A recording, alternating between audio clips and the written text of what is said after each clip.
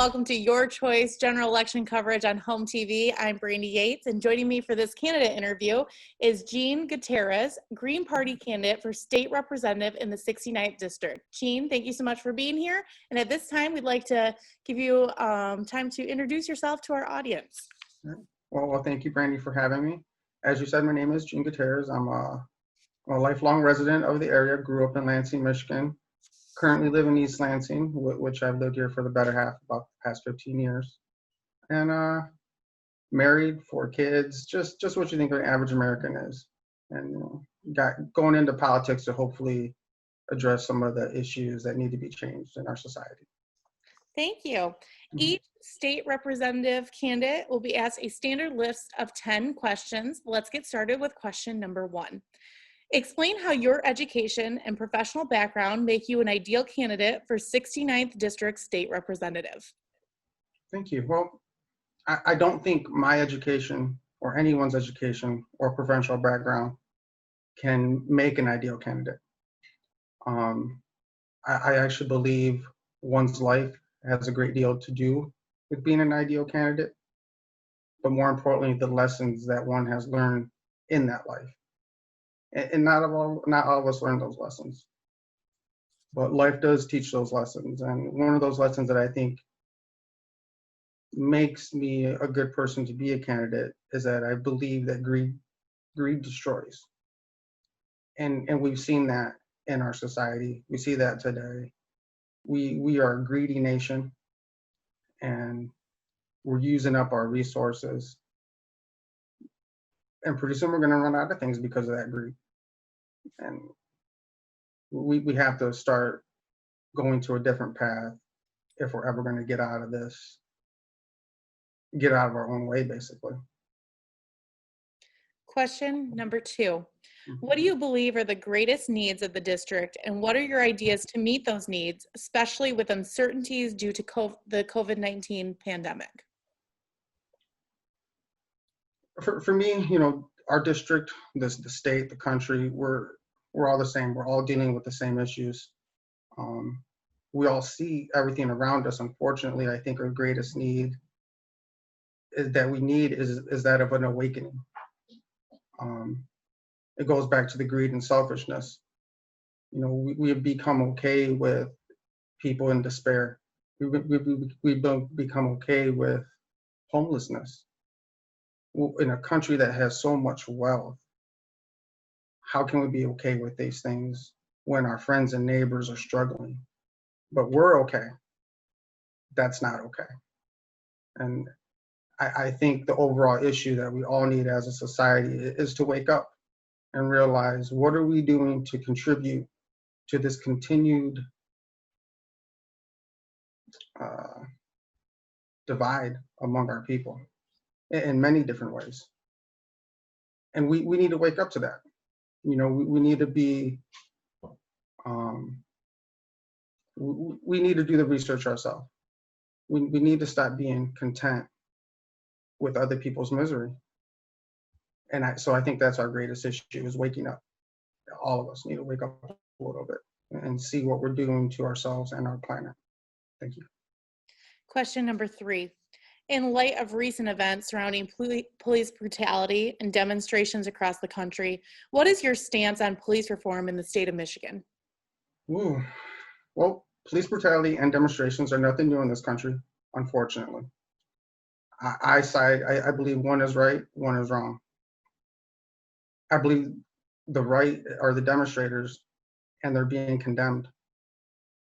I believe the wrong are the police being condoned and allowed to conduct business as usual.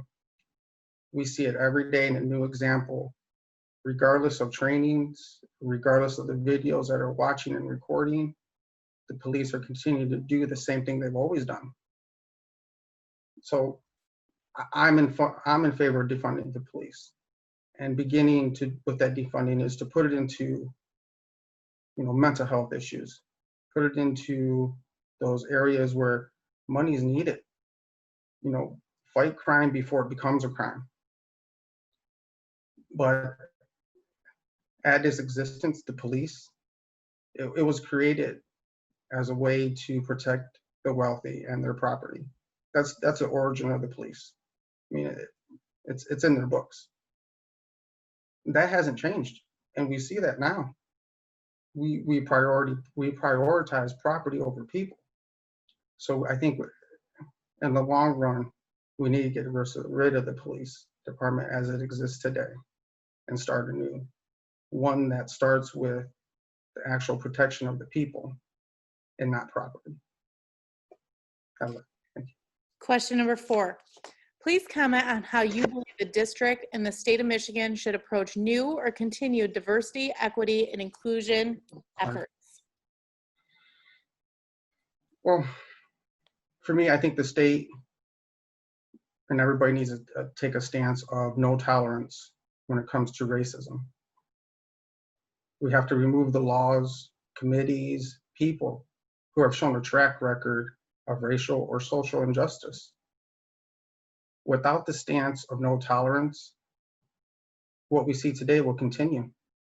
And that's why we have this racial divide now, because we tolerate these things. We let people hide behind, the freedom of speech. That doesn't mean you get the freedom to hate. And in my view, hate affects my freedoms. Hate affects everybody's freedoms, or rights. I'm sorry, it affects your rights. And to me, if it affects your rights, it shouldn't be legal.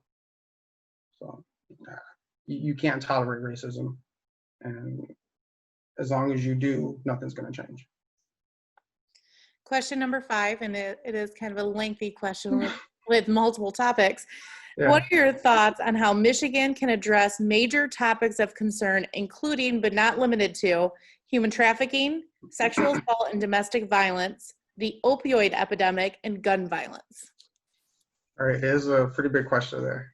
So I think overall with all these topics, I think we must invest and give the resources needed to help the victims of these crimes.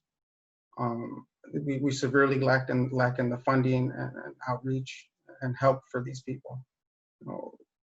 A lot of people struggle with this stuff, and it affects everybody around them. But after you give the help, we must address the root causes of each of these things, and it starts with the tolerance and lack. And when we think about the sex trafficking, sexual assault, and domestic violence, to me those things are all crimes of tolerance.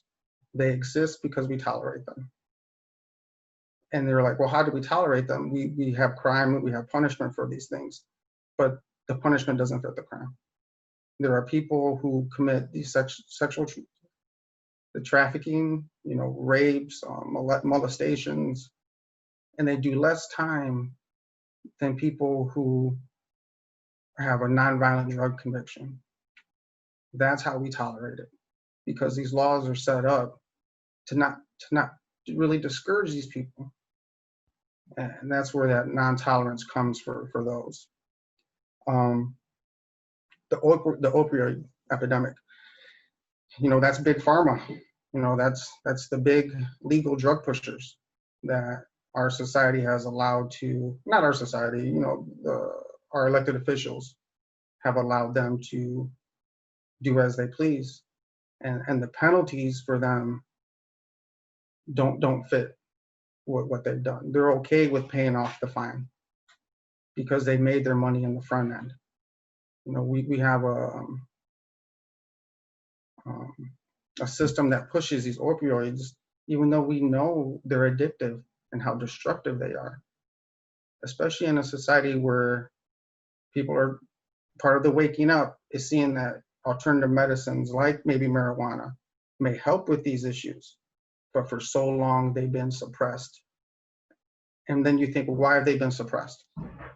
You can't tell me, if you've ever met somebody who's done both, opioid, drug, prescription drugs or marijuana or liquor, which one of those has more harmful effects on people? And we've known this for forever. So we need to change these laws. We have to come around to what is really best for the people,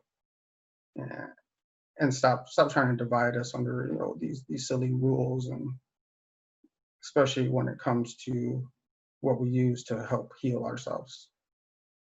The last one I'd like to address is the mental health issue. Obviously, you know, growing up, I think less and less, there's less of a stigma attached to it now than what it has been, but there's still an upward fight, and all of us need help.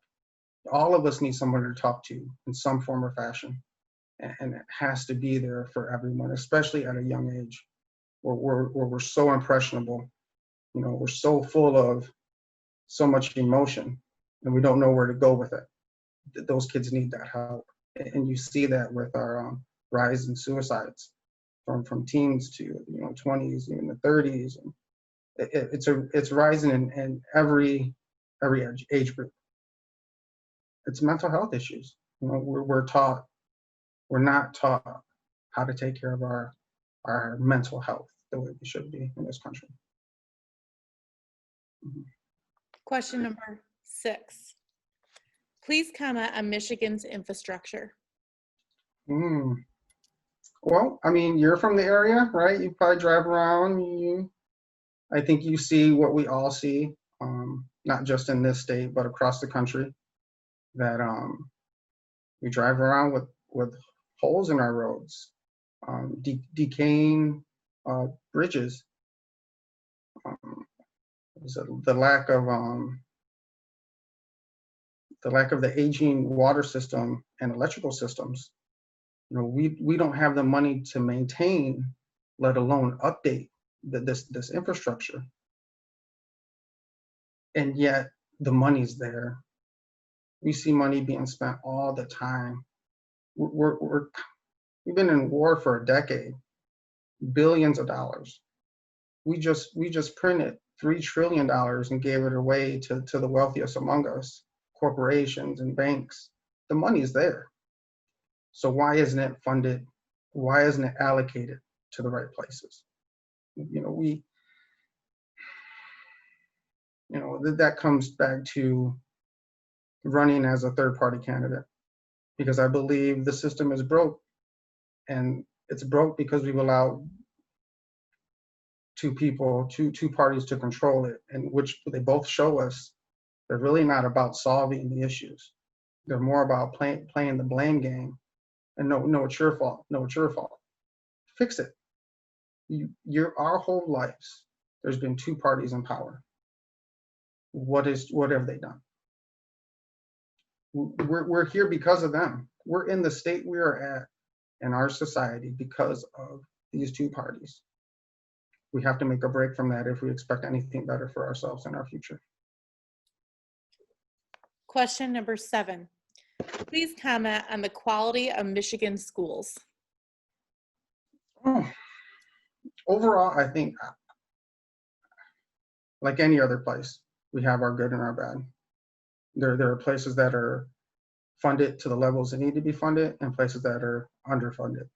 And when you have that, you obviously have the discrepancy that we see all across the nation. If you fund the schools, you will get the results you expect when you fund schools.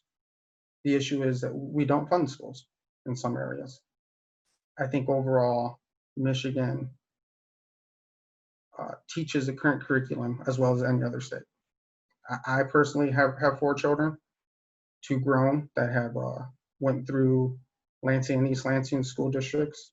Both are graduates of college. One has a master's degree. 2 younger kids that are currently in our new form of schooling. And I have no worries about their capability or capacity to compete with anybody, you know, given their education. Obviously with the COVID, I think hopefully it's opened some people's eyes on alternative education, and that something that we've all seen through our own upbringings is that the school system does not work for everybody. Not all of us are morning people. You know, we all don't learn when you're told to learn in this particular time or this particular box. And I believe, you know, homeschooling or some bit of in class and at home teaching might be the new norm. And there, to me, there's nothing wrong with that. I think kids in general, the school system in general, kids are at school for far too long. We kind of look past the bad when we talk about the school system. We're always like, oh, they need the social integration and they need the people talking to them. But you also forget the bad that comes with that stuff. You know, the suicide rates, the kids that fall through the cracks. These are issues that the school system presents that really aren't being addressed. You know, the safety of one's child, you think, should be a priority if you're sending them to these people, but their safety is not guaranteed. So it's definitely something that we need to look into evolving and making sure that the system works for everybody, not just the people who fit within these lines. Question number 8. Yeah. Please address the preservation of Michigan's natural resources. Oh, this is a good one too, because I think we live in such a beautiful state, right? It's amazing. I think we have everything we need to survive in this state, maybe everywhere. You know, all your natural resources, if you're using them right. The issue is like every other place, we're destroying these natural resources. We're taking advantage of these resources, and we're depleting these things that we need for the future, that our kids need for the future. And like I said, this is one of the things that I want to run for, because while we're destroying our environment, we're destroying ourselves. Like we have no future if we continue to cut down trees that make our oxygen. You know, if we continue to pollute the water that we need to drink, our air is being polluted that we need to breathe, and yet nobody talks about it. Why? Because we're so polarized with, you know, other things like the racial divide. Yeah, yes, it's important. But it's also a way to distract, to keep us away from the real issues. That the racial divide is an issue, but our climate is going to kill us all, regardless of your color. It doesn't care. And one of the things I've been watching a documentary about some of the issues in our environment. One of them was water. And one of the things that came up was something that here in Michigan with Nestle.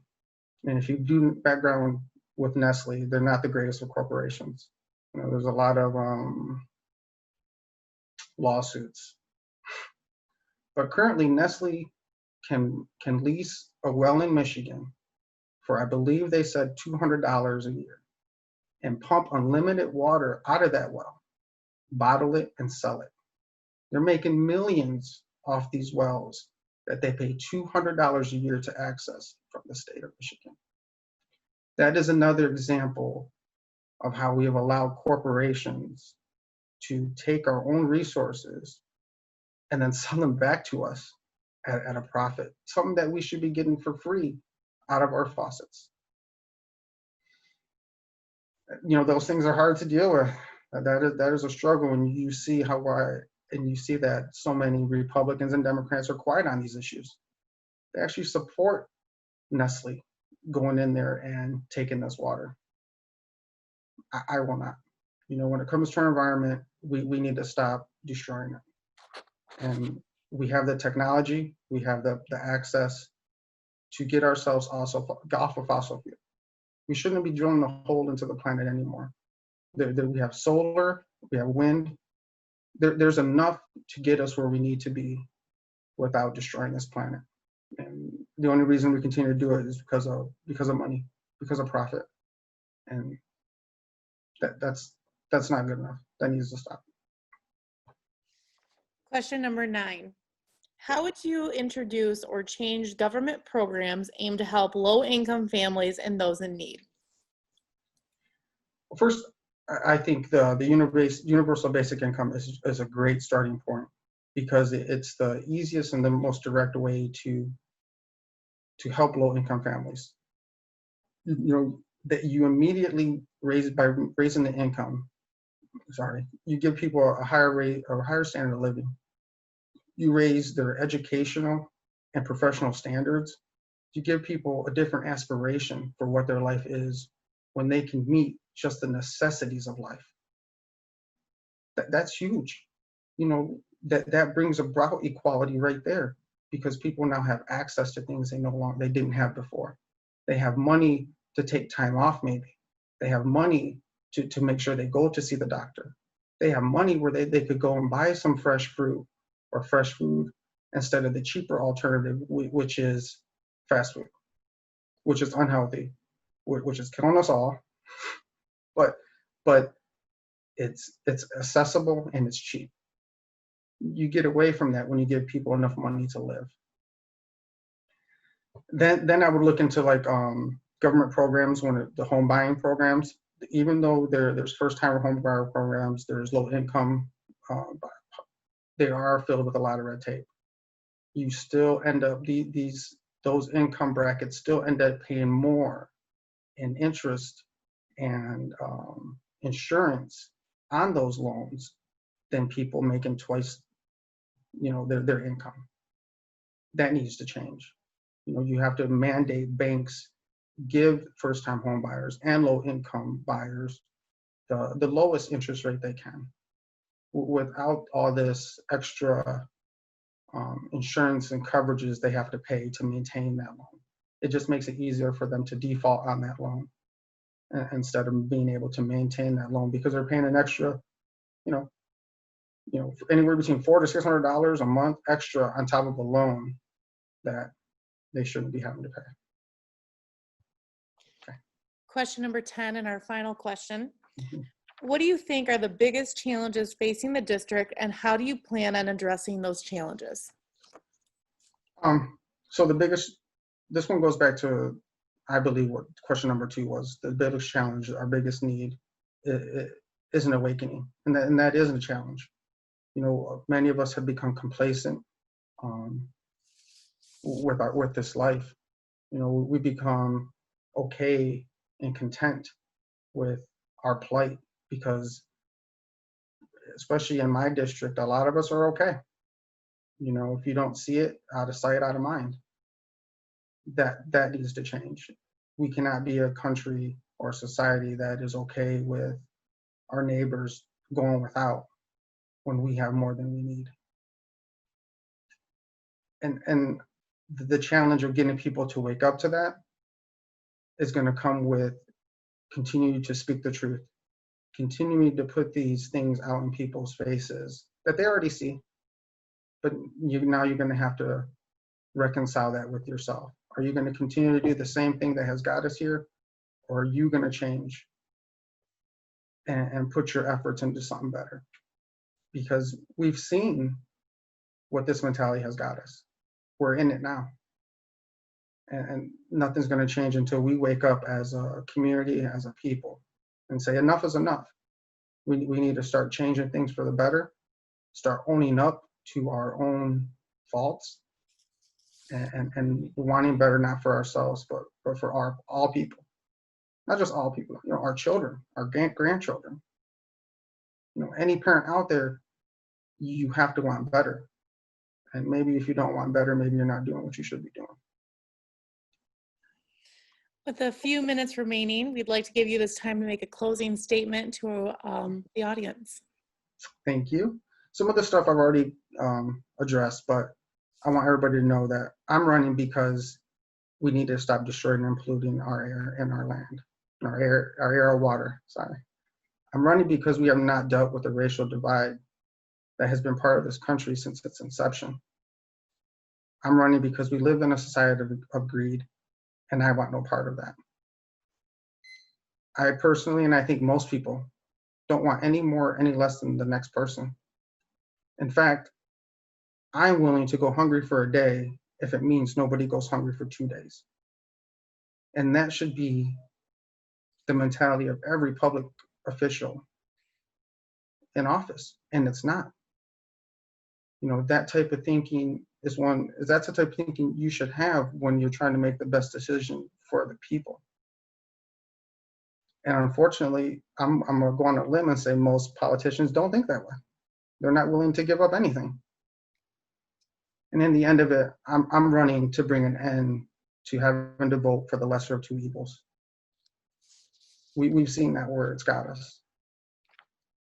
I'm running to make not a change. Change is inevitable. I'm running to make a difference, and that's what I will do. Well, thank you so much for being here.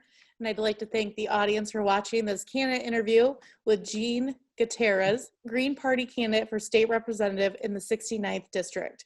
I'm Brandy Yates, inviting you to watch live general election night coverage on Tuesday, November 3rd, right here on Home TV. Thanks for watching.